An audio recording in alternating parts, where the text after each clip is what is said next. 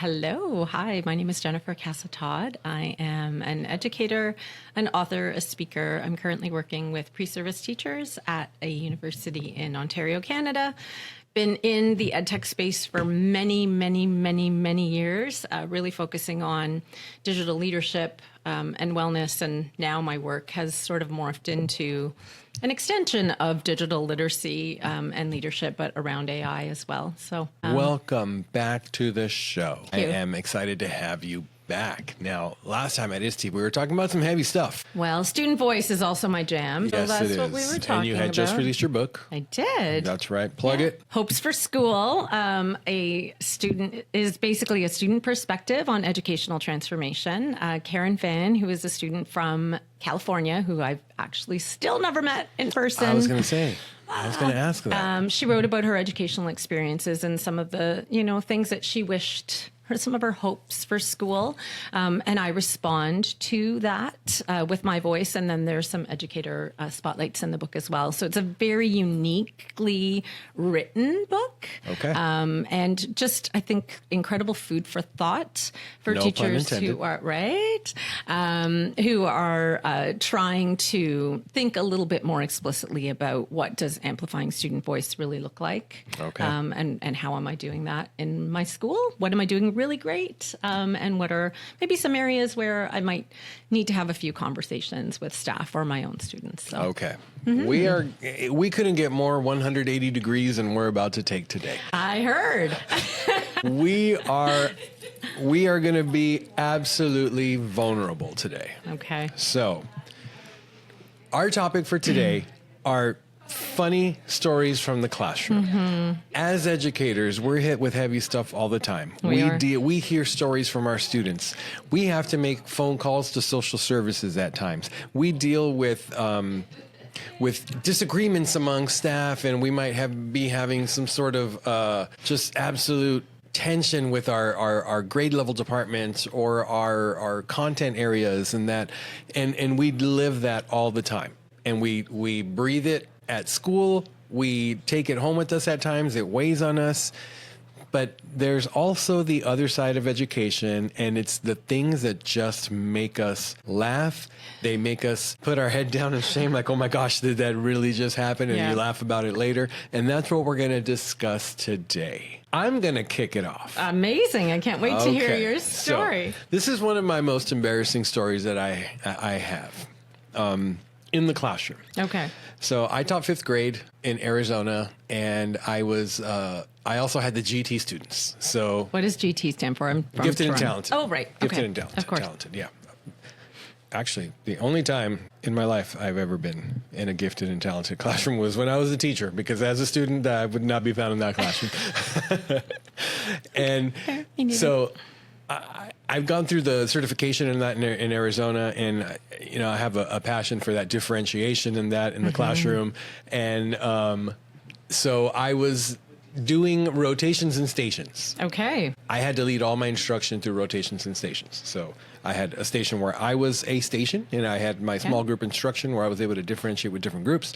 I had a independent station where students would do an activity or two on their own, and then I had a computer station at the time where I would assign, or they would be working on a passion project or something like that.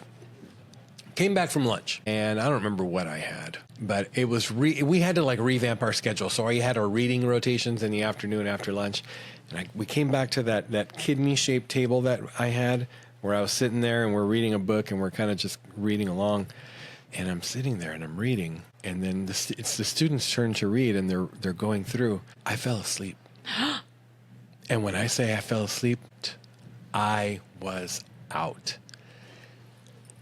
In my head, I was asleep for 30 minutes. I must have been asleep for 30 seconds. Okay. Because it went to one student, and then they transitioned to another, but no one looked up and saw me. Oh! No one looked up and saw me. But as soon as I snapped out of it and I came, maybe it was 30 seconds, maybe it was a minute, but I actually woke up and I had an absolute panic. I had to look at the clock okay, all right. It's the same group. No one was looking. I didn't see any eyes. All the groups were working. No snickering. Nothing. And then sure enough, my administrator walked into the room not too long after that. You're I had lucky. never been so more wide awake in my life after that. Oh, my goodness. But I literally fell asleep. For fifth grade class, I want to say it was like 2011. If you're in that class, guys, I was out. I was out like a light for about 30 seconds to a minute. We had a grade 12 teacher that fell asleep every class. Like, he would assign work period, and then he would sit at his desk and complete, like, we're talking snores. It Really? was, yes. It was a norm. It was the norm. So your 32nd, I mean, it's a little bit of a fail, but it was definitely not my grade 12. I don't even remember his name because literally he was asleep more than he was awake and teaching us. Yes. And he got away with it? Yeah, it was a night school class. Yeah, he got away with it. Oh, yeah. man. I mean, I don't remember doing a student survey, but I don't imagine any of us gave him really high grade marks. No, I can't imagine that. Now, as a student in that class, were you guys bothered by that, or did you just like, whatever? We were at first, and then we're like, oh, whatever. Like, it was annoying more than anything, and like it felt a little disrespectful too. I'm not gonna lie. Okay. All right. Now. So you're good. Okay. I feel better. 13 years after, 14 years after. Yeah. Now, how about you? Is there a specific story in the classroom where you're okay? There are two, actually. Oh, let's go. And they are from early on in my teaching, and I don't know if it's I've gotten better at doing certain things. I don't know. But the first thing I remember, and I will never forget this, I was teaching an ESL class. We call it ELL now. So it was a group of students from, all over the world, and they were beautiful. And I loved this class so much. And I don't know what it was that we were doing or reading, but Salvador Dali came up. Okay. And the kid said, "Who is that?" And I said, "Well, he's a very famous general in the army in Spain." And I have no idea where that even came from. Well, we know that that's so far from the truth, right? And I went home and I'm like, and this was a long time ago, so it's not like Google. I don't even know what Google probably wasn't even a thing. I've been teaching for 30 years, right? So I go home and I'm like, Salvador Dali came up today. He's an army general, right? And my husband looks at me and says, "Are you okay?" Like, why? He's an artist. Oh my gosh. And so I had one of two choices. Do I go back and eat humble pie to these beautiful kids who think I know everything, and then clearly I don't? Or do I just let it slide? And at some point in their lives, is that ever going to come up again? So I'm okay, and I won't look like an idiot in front of my kids. I did decide to eat humble pie. I went in the next day and I said, sometimes you just don't get it right. And I didn't get it right yesterday. So I pulled up some of his artwork. Yeah. We looked at, who he was. And it actually ended up being a really cool moment where they were learning and looking at all this artwork that they had never been exposed to before. So, yeah. So that could have went a different way had you not said anything. They could have, behind your back, said, Can you imagine? Man. Or they played trivia and still thinks. But my teacher said he was a general. No. Oh my gosh. Yeah. So there are lots of moments, I'm sure, none that stick out as much when you say something with utter confidence because you think that that's true. Yeah. And then you realize, oops, maybe not. Okay. But yeah, so that was one. Okay. Really not great moment in my life, in my teaching life. No, that's not so great. Not so great. But I think not I as turned bad it as falling around. asleep. Yeah, maybe. Well, no. I mean, you fell asleep for 30 seconds. Your kids didn't even notice. I went on about this general in the army. Who does that? So as you said that out loud, I thought, what if they did see me? They just didn't say anything. Oh, yeah, that's possible. But that speaks to a relationship though, right? They didn't mock you, which means that you had developed a strong Not enough to my relationship face. with. There could be a back channel chat going on as we speak. There could. You're right. I'm sorry. I was trying to make you feel better. Yeah. Okay. All right. Have you ever had an embarrassing teacher conference?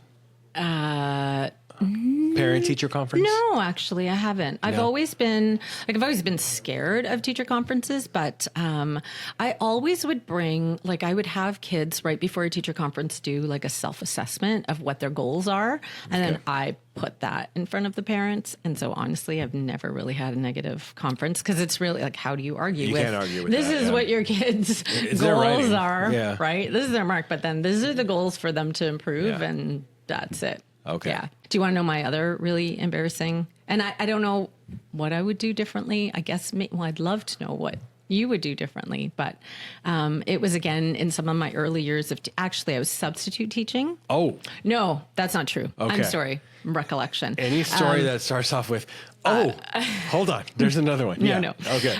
It was my first teaching job. So I had just become we call it long-term occasional teacher. I get hired, and apparently, and the principal said there have been several teachers in this class. So like that, you're like the fourth teacher. Oh, okay. So already I'm like a little nervous, and I'm young and I'm excited, and it's an English class. It's an applied English class, and I walk in just life is awesome. I'm teaching, which is my passion, and I don't know how, I don't know why. Students started with one kid, of course. He started to make barnyard animal noises. Yeah, like neighing like a horse. And then we had mooing, and then we had baa. We had pigs, we had dogs, we had cats, we had geese, we had in the entire class erupted with a different barnyard animal noise. And I'm thinking, what do I do here? And so I sat there and I'm like, okay, I thought they're going to get tired of this eventually. So this awkward 5 minutes happens. They did not get tired of this. And there's a teacher walking by going, what is happening in that class? Oh, right? no. And I just didn't. I said, okay, well, if you are enjoying being barnyard animals, I'm just going to sit here. And that's all I did. And I have no idea. I think now what I should have done maybe was like have a fun competition about who could make the best horse noise, because anytime a teacher turns it on its head, then it's not fun anymore. Yeah. They know they're not bothering me. But it was so awful. It was awful. What grade again was this again? It was a grade 10 class. It was bad. The only word that I could think of to describe that, being in your shoes, is awkward. So awkward. And then I had to space them the next day. And I thought, what if they do this every day? No wonder they've had 4 teachers. I'm going to be the 5th and I'm going to quit. But it ended up being one of the best classes in the end. Like it was just fun. But that was, and I was so embarrassed to go into, because I knew that teachers had like heard it. And, are you okay? And then it's like, you have no control over this class, and you're teaching. It was pretty brand new. Yeah. Oh.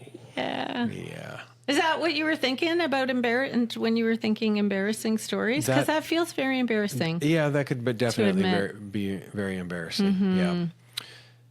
I think I could top you, though. You can? I think I can, yeah. Okay, I'll think of something I've got a couple else. other ones. Let me go here. I'll go with the 5th grade one. Same 5th grade class. Same 5th grade class, parent-teacher conferences. Okay. This young lady, she was very good. Very good. A couple little things here and there. Nothing too crazy. She could chat, get, gossipy every once in a while, but controllable. Okay. And her father comes in with her in the evening for our parent-teacher conference, and they sit down at the table. I sit down, and I shake his hand. We're starting to at least get the introductions kind of out of the way, and I'm about to get into the data and all that. Okay. And I literally opened my mouth to take a breath to speak, and a fly went into my mouth and got stuck in my throat. Oh. And I started choking in front of this parent.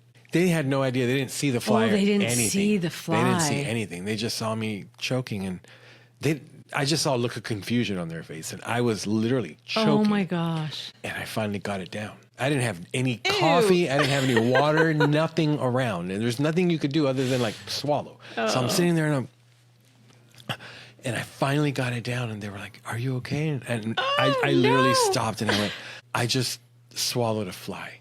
And they just started laughing at me like you wouldn't believe. And it was a moment of vulnerability on my part. Sure. And that young lady had something on me for the rest of her life that no one else had. But I literally choked in front of a parent. Wow. And not choked on, food or anything. A fly. Of all things. And I had to swallow it. There's no way around it. I had to swallow the fly. That's really gross, actually. It is. It is Yeah. disgusting. Yeah. Yeah. Now, it was a good conversation with a good student. Had I had to turn around and tell this parent that his daughter needed help and, you know, we needed to work on these things or what have you, that would have been just horrible. That's true. Yeah. That's true. Yeah. But I mean, it could happen to anyone. It could. But in a class, like outside, it could happen to anyone. In an empty classroom, wow. like at 6 or 7 p.m. Oh my goodness. There you go. It just happened to be there, went into my mouth, and got stuck in my throat. Okay. Yeah. Okay. Well, I'm trying to think of, so personally embarrassing, like as a woman who wears dresses all the time, there's always you run the risk of coming out of the bathroom. And I've always taught in high school. And I remember, you know, exactly where I was and exactly the bathroom. And I come out and the back of my skirt is tucked into my underwear, just walking down yes. the street, and I know kids were snickering at me, and then one of the teachers saw me and like ran up to me behind me and like pulled she's like, your skirt is tucked in. I'm like, oh my gosh. More embarrassing than fly? That's up there. It's up there. The thing is, you can swallow a fly. I can't get my skirt tucked into your... No, you can't. All right, so I'm going to flip it now. Okay, so looking back at the barn animal one. I always look back at that. I can imagine. It wakes you up from your sleep. What would you, if you can go back in time, how would you respond? Knowing what you know now and knowing how much you've grown over the years and all this information and your life experiences you've gone through and all those classes that of students who you've taught and gone throughout the years, what would you do now in that situation? Well, what's interesting is that now I'm teaching pre-service teachers at Lakehead University. It's a classroom management evaluation and planning class. Okay. And so I brought in that example and I said, what would you have done? So I have been thinking about this a lot. Okay. And I think one of the things I did well, but I think partially I did it not because this was the right thing to do in my mind, but it was because I was so embarrassed. I was embarrassed. Like I didn't want to call the office. I didn't want and I didn't yell at them because that was never my philosophy. So I feel like in those ways, like, you know, those teachers who are like, you sit down right now. I'm gonna, and I never did that. And so, you know, I talked about that with my students and I said, you know, I asked them, what would you have done? And they're like, well, you don't know. That's why we're taking this class. But I think like not giving, because we talk about motivation with student behavior and often it's like there's a motivating factor. And in that case, it was attention seeking, right?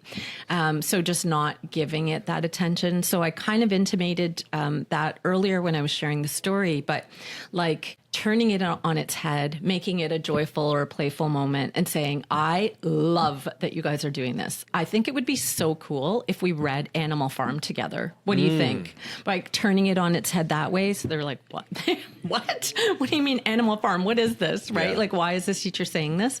Or just saying, do we want to have a competition of who can make the best noises? Like, again, turning it, turning it, it's no longer attention seeking.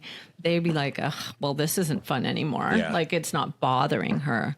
And, you know, we talk a lot about that in that class about how do you ensure that something that happens that really would escalate how you would feel about it, like would make you want to yell. You take, you know, a deep breath, 4, 7, 8 breath, and then try to ensure that you think about what they're looking for and you address it that way. I think those are, do you have a better idea? Do you have any other ideas for me? As you were, I wouldn't say it better. I wouldn't say the word better, but a different idea. As you were telling me that story, I pictured myself going to the laptop and looking up like the farm and barn music.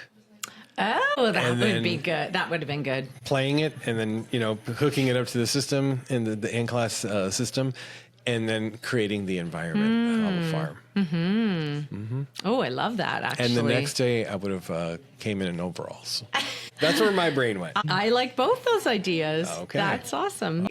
If you had to sum up, okay, let's do this. If you had to sum up embarrassing moments in the classroom, if you had to sum it up for teachers, because they're going to have them.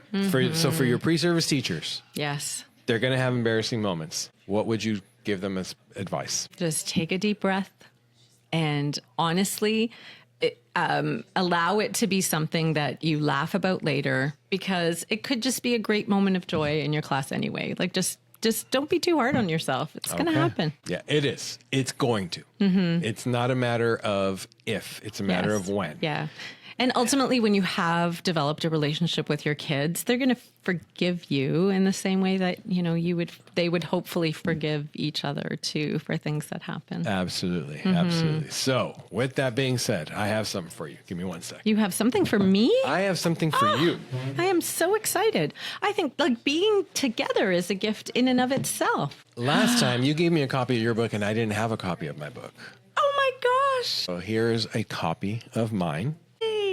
I am so excited. There's 12 food recipes I'd like for you and your husband to go in there and just kind of give them a shot as well. Okay. Because there's a food analogy in every single chapter. And at the end of the chapter, you get my recipe as well as the video of me making it. So you can check it out. And I just opened the page to student-centered reviews. Oh. I know I'm going to love this book. Yes, Thank you you. are. No embarrassing. Well, there might be. Yeah, there's an embarrassing moment in there. It's there. There's a couple. And yeah. I appreciate your recipes so much, because we love to cook, my husband and I. So people ask me, why do you cook? If you want to eat good food, you got to know how to make good food. Yes, you do. Absolutely. You do. Well, how can people connect with you? I can be found at Casa-Todd.com. That's the easiest way. My website, all the socials at Casa-Todd. And hopefully, if you're around, I get to see you in person at a conference at some point. That's right. Where are you going to be at next? Well, that's a good question. I'm doing a lot within Ontario. Not sure about ISTE yet, so we'll see. Okay. Sounds good. Well, once again, thank you for everything you contribute to our education, educators and our students. All the embarrassing stories that you have, the many that are going to come as well, because they just don't stop. And I appreciate the conversations that we've had. I appreciate the relationship that we've had and everything that you contribute to our educational space in general. Thank you so much. I love this memory lane experience. It was so fun. Whenever I can connect with you is a great day. So thank you. Ironically that you said the word connect, because next time I'll be connecting everything to power so that we make sure that we don't lose battery like we just did. Yes, please. All right. Sounds good. Enjoy the rest of your conference, and thanks again. Thank you.